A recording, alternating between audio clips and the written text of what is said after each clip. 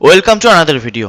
তো এখানে কি বলেছে, 2024 সালের 12ই জানুয়ারি শুক্রবার হলে 2025 সালের 7ই জুন কি বার হবে।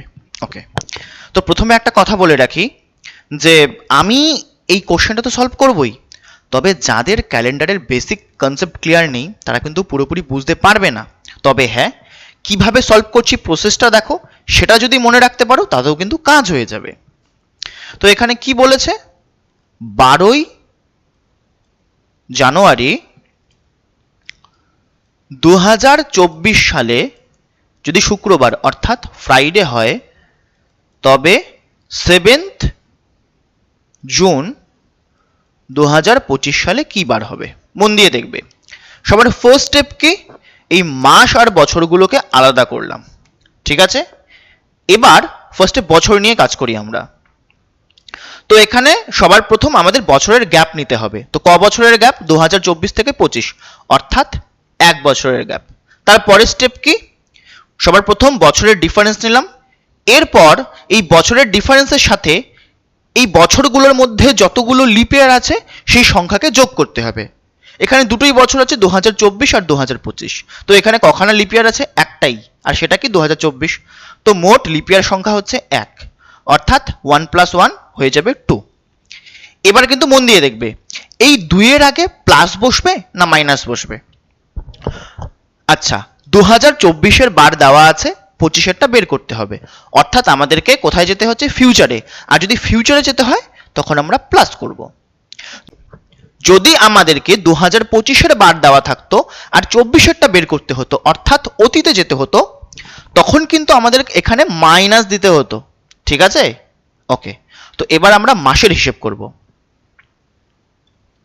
মাসে কি বলা আছে, মাসের ক্ষেত্রে জানুয়ারির 12 তারিখ থেকে জুনের 7 তারিখ পর্যন্ত মোট কতগুলো দিন হয় সেটাকে আগে লিখতে হবে। তো এই দুটো মাসের মধ্যে যেই মাসটা আগে আসে তাকে আগে লিখতে হয়। জানুয়ারি, ফেব্রুয়ারি, মার্চ, এপ্রিল, মে, জুন। ঠিক আছে, তো জানুয়ারির 12 তারিখ থেকে জুনের 7 তারিখ পর্যন্ত কতগুলো দিন হচ্ছে। আচ্ছা, তো জানুয়ারির আর কত দিন বাকি, তো জানুয়ারির দিন সংখ্যা হচ্ছে 31। তার থেকে যদি 12 দিন চলে যায় তাহলে পড়ে থাকে কিন্তু 19 দিন। ওকে, এবার ফেব্রুয়ারির কিন্তু পুরো মাসটা ইউজ হয়েছে, কিন্তু এখানে ফেব্রুয়ারির দিন সংখ্যা আমরা 28 ধরবো না 29 ধরবো, কারণ আমরা জানি লিপ ইয়ার হলে ফেব্রুয়ারির দিন সংখ্যা হয় 29, না হলে সবসময় ফেব্রুয়ারির দিন 28 খানা হয়। মনে রাখবে, এই ক্ষেত্রে ফেব্রুয়ারির দিন সংখ্যা সবসময় 28 হবে। কেন? কারণ লিপ ইয়ার হওয়ার জন্য যেই এক্সট্রা দিনগুলো হয় সেটা অলরেডি এখানে আমরা ক্যালকুলেশন করে ফেলেছি। তাই এখানে যদি আবার আমরা ফেব্রুয়ারির দিন সংখ্যা 29 ধরি তাহলে সেটা ডাবল কাউন্ট হয়ে যাবে। সে কারণে ফেব্রুয়ারির দিন সংখ্যা সবসময় আমরা এখানে 28 ধরবো, এটা মনে রাখবে, মুখস্থ করে নাও। তারপর মার্চ মাস হচ্ছে আবার 31 দিন, এপ্রিল 30 দিন, মে মাস 31 দিন। ঠিক আছে, আর জুন মাসের 7 তারিখ পর্যন্ত। ক্লিয়ার? মানে জানুয়ারির 12 তারিখ থেকে জুনের 7 তারিখ পর্যন্ত কতগুলো দিন হয় আমরা কিন্তু সেটাই লিখলাম। জানুয়ারির 19 দিন হিসেবে আসবে, ফেব্রুয়ারির পুরো মাস, মার্চ, এপ্রিল, মে এদের পুরো মাস, আর জুনের 7 তারিখ পর্যন্ত। আচ্ছা, এবার নেক্সট স্টেপ কি, এবার নেক্সট স্টেপ হলো প্রতি মাসের যে দিন সংখ্যাগুলো এলো সেখানে পরিপূর্ণ যতগুলো সপ্তাহ তৈরি হয় সেগুলোকে ছাঁটাই করার পর যে এক্সট্রা দিনগুলো পড়ে থাকে সেটাকে আমাদের নিতে হবে। ঠিক আছে, আচ্ছা আমি একটা এক্সাম্পল দিয়ে বোঝাচ্ছি। মানে যেমন ধরো 10 দিন, এখান থেকে মানে 10 দিনের মধ্যে কতগুলো পরিপূর্ণ সপ্তাহ তৈরি হয়, 10 দিনের মধ্যে একখানেই পরিপূর্ণ সপ্তাহ তৈরি হয়। আর সেই এক সপ্তাহ অর্থাৎ 7 দিনকে যদি বাদ দিই এক্সট্রা দিন পড়ে থাকে 3 দিন। 15 দিনের মধ্যে মোট 2খানা পরিপূর্ণ সপ্তাহ তৈরি হয়, অর্থাৎ 14 দিন। সেটাকে যদি বাদ দিই তাহলে পড়ে থাকবে আমাদের এক্সট্রা 1 দিন। ঠিক একইভাবে 19 দিনের মধ্যে কখানা পরিপূর্ণ সপ্তাহ তৈরি হয়, 19 দিনের মধ্যে মোট পরিপূর্ণ সপ্তাহ তৈরি হয় 2খানা, অর্থাৎ 14 দিন। সেই 14 দিনকে যদি এখান থেকে বাদ দিই তাহলে কিন্তু আমাদের পড়ে থাকবে 5 দিন। ক্লিয়ার?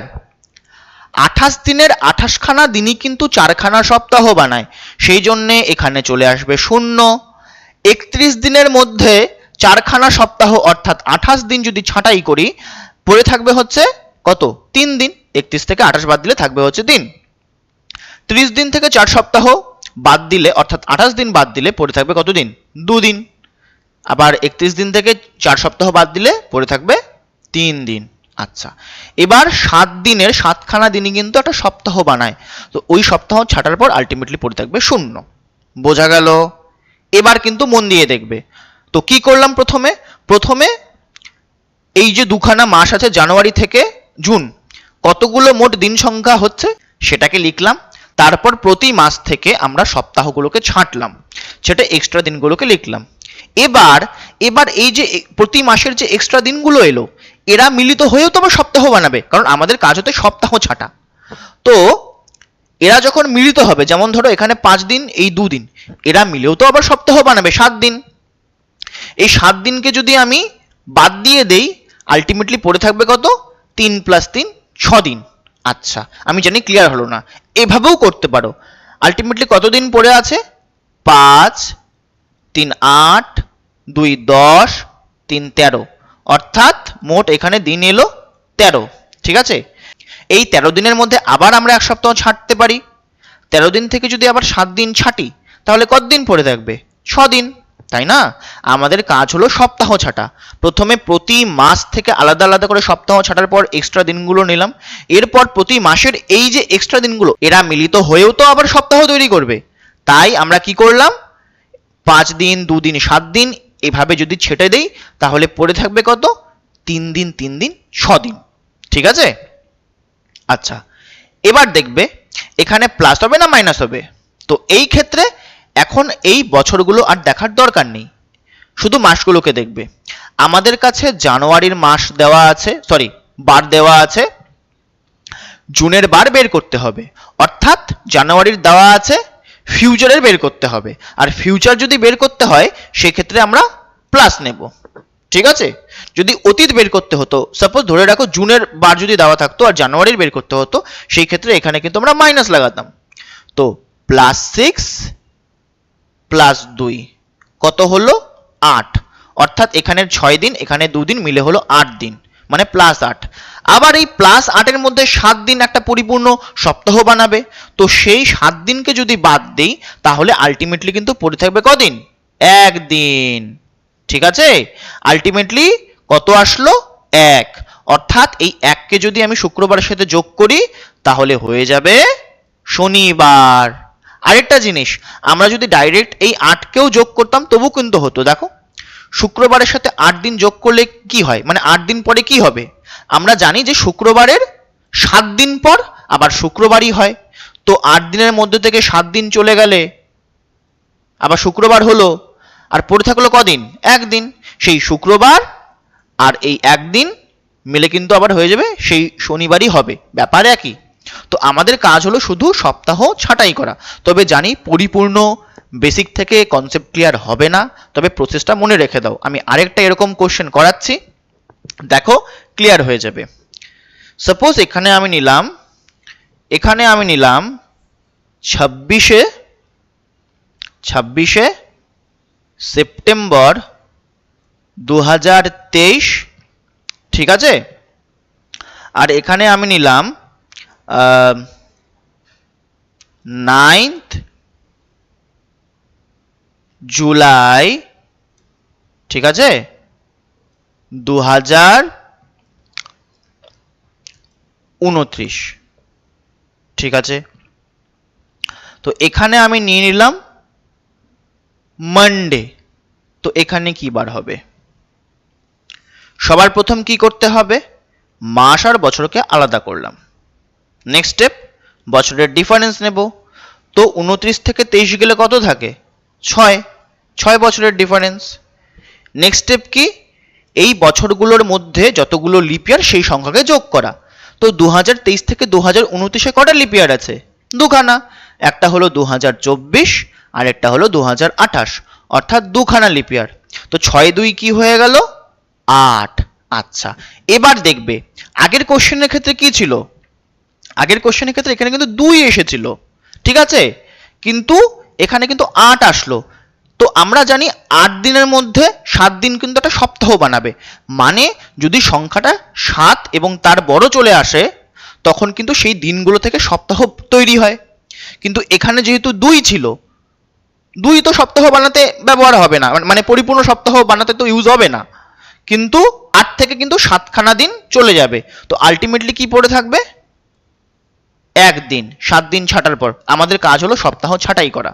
ঠিক আছে, তার মানে কি শিখলাম? যদি 7-এর কম থাকে তো সেই সংখ্যাটাকে হুবহু তাই রেখে দেব, 7-এর যদি বড় হয়ে যায় তার থেকে কিন্তু আমরা সপ্তাহ ছেটে আমরা এটাকে নিয়ে আসব। ঠিক আছে, এই সংখ্যাটাকে নিয়ে আসব। আচ্ছা, এবার এর আগে প্লাস হবে না মাইনাস হবে? 23-এর বার বলা আছে, 29-এর বের করতে হবে, অর্থাৎ সামনের দিকে যাচ্ছি, ভবিষ্যতে যাচ্ছি, তাই প্লাস করতে হবে। এবার মাসের হিসেব দেখি। সেপ্টেম্বর আর জুলাইয়ের মধ্যে কোনটা আগে আসে? জুলাই আগে আসে। তো জুলাই, অগাস্ট, সেপ্টেম্বর। তো আমাদেরকে কি করতে হবে? জুলাইয়ের 9 তারিখ থেকে সেপ্টেম্বরের 26 মোট কতগুলো দিন আছে? তো জুলাই মাস কত দিনের হয়? জুলাই মাস 31 দিনের হয়। তো 31 থেকে 9 বাদ যাবে। ঠিক আছে, তো আর কত দিন বাকি? তো আর আমাদের কত বাকি? 22 দিন।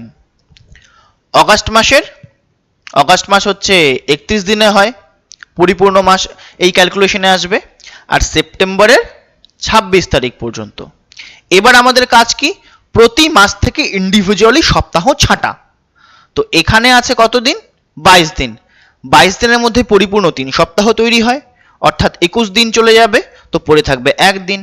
31 দিন থেকে 4 সপ্তাহ অর্থাৎ 28 দিন বাদ দিলে থাকবে 3 দিন। 26 দিনের মধ্যে পরিপূর্ণ সপ্তাহ তৈরি হয় 3খানা, অর্থাৎ 21 দিন বাদ দিলে থাকবে 5 দিন। ঠিক আছে, আচ্ছা, এবার 5, 3, 8 আর একে 9, টোটাল চলে আসলো 9 দিন। আবার এই 9 দিনের মধ্যে 7 দিন সপ্তাহ বানাবে, তো সেটাকে বাদ দিলে থাকবে হচ্ছে 2 দিন। এবার এই 2 এর আগে প্লাস হবে না মাইনাস হবে? তো এবার কিন্তু এই বছর দেখার দরকার নেই। ঠিক আছে, তো আমাদের কাছে সেপ্টেম্বরের বার দেওয়া আছে, জুলাইয়ের বার কিন্তু বের করতে হবে। মানে সেপ্টেম্বর থেকে আমাদের জুলাইতে যেতে হবে, অর্থাৎ আমাদের কিন্তু উল্টো যেতে হচ্ছে, অতীতে যেতে হচ্ছে। আর অতীতে গেলে কিন্তু আমরা এখানে মাইনাস দেব। ঠিক আছে, এই ক্ষেত্রে কিন্তু এটা দেখার দরকার নেই যে 2023 থেকে 29-এ যাচ্ছি আর জুলাই মাসটা 29, তাহলে তো আমরা ফিউচারে যাচ্ছি, কেন এটাকে এমন ধরলাম? দেখো, এটা একটা কনসেপ্টের ব্যাপার, যখন আমি পরবর্তীতে ক্যালেন্ডারের উপর ভিডিও বানাবো তখন সেটা ক্লিয়ার হয়ে যাবে। আপাতত প্রসেসটা মনে রাখো যে মাসগুলোর মধ্যে দেওয়া আছে কার? সেপ্টেম্বরের, আর বের করতে হবে জুলাই, অর্থাৎ অতীতে, তাই এখানে আমরা মাইনাস নেব, অর্থাৎ -2 + 1 হয়ে যাবে কত? -1। আর মানডে থেকে 1 মাইনাস করা মানে একদিন পিছিয়ে যাওয়া, আর একদিন পিছলে কি আসবে? সানডে। ক্লিয়ার? এবার আমি একটা কোশ্চেন দিচ্ছি, এটা সলভ করে কমেন্টে অবশ্যই জানাবে। তো এখানে আমি দিলাম 19th অক্টোবর 2025 থেকে 13 ডিসেম্বর 2030। এই দিনটা ধরা যাক ওয়েডনেসডে। তবে এই দিন কি বার হবে? এটার অ্যান্সার করে কমেন্টে জানাও। ঠিক আছে।